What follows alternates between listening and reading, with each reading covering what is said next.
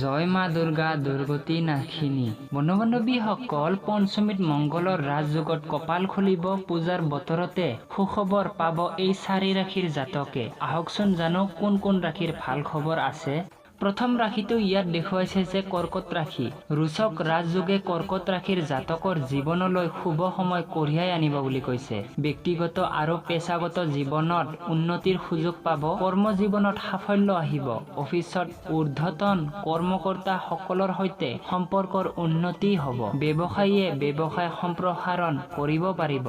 অৰ্থ উপাৰ্জনৰ নতুন সুযোগ তৈয়াৰ হ'ব বুলি কৈছে। পুৰণি বিনিয়োগৰ পৰা লাভৱান হ'ব। পৰিয়ালৰ সৈতে ভাল সময় কটাব বুলি কৈছে। পূজাৰ এই সময়ছোৱাত কৰ্কট ৰাশিৰ জাতক জাতিকাসকলৰ অত্যন্ত খুবেই ভালে যাব বুলি কৈছে। সিংহ ৰাশি। মংগলৰ গোচৰ সিংহ ৰাশিৰ বাবে লাভজনক হ'ব।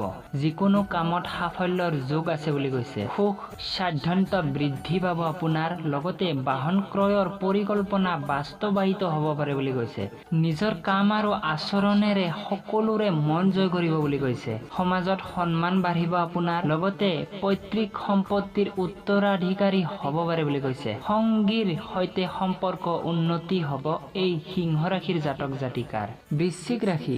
ৰোচক ৰাজযোগত বৃশ্চিক ৰাশিৰ জাতকৰ জীৱনলৈ সুদিন আহিব বুলি কৈছে। আত্মবিশ্বাস ব্যাপকভাৱে বাঢ়িব। লগতে ব্যক্তিগত আৰু পেছাগত জীৱনত উন্নতিৰ ৰাস্তা খুলিব বুলি কৈছে। কৰ্মক্ষেত্ৰত কামৰ প্ৰশংসা পাব। লগতে বিবাহিত জীৱনলৈ সুখ আহিব। সন্তান সম্পৰ্কীয় সুখবৰ পাব এই বৃশ্চিক ৰাশিৰ জাতক জাতিকে।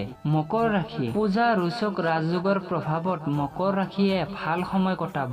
যিসকলে নতুন চাকৰি বিচাৰিছে তেওঁলোকৰ যোগ্যতা আৰু প্ৰত্যাশাৰ সৈতে সংগতিপূৰ্ণ চাকৰি লাভ কৰিব বুলি কৈছে। চাকৰি সলনিৰো সুযোগ আহিব পাৰে। কৰ্মক্ষেত্ৰত সহকৰ্মীসকলৰ পৰা সহায়তা লাভ কৰিব আপুনি। ব্যৱসায়ীয়ে লাভৰ মুখ দেখিব। নতুন কোনো ব্যৱসায় আৰম্ভ কৰিব পাৰে আপুনি। কৰ্মসূত্ৰে বিদেশলৈ যোৱাৰ যোগ আছে আপোনাৰ। প্ৰিয় বন্ধু বান্ধৱীসকল, এই ভিডিঅ'টি আপোনালোকে কোন ঠাইৰ পৰা চাই আছে মোক কমেণ্ট কৰি জনাব। লগতে আপোনালোকৰ কি ৰাশি মোক কমেণ্ট কৰি জনাব পাৰে। ভিডিঅ'টি ভাল লাগিলে আপোনালোকৰ মতামত মোক কমেণ্ট আকাৰে জনাব পাৰে। ধন্যবাদ। জয় মা দুৰ্গা দুৰ্গতি নাশিনী।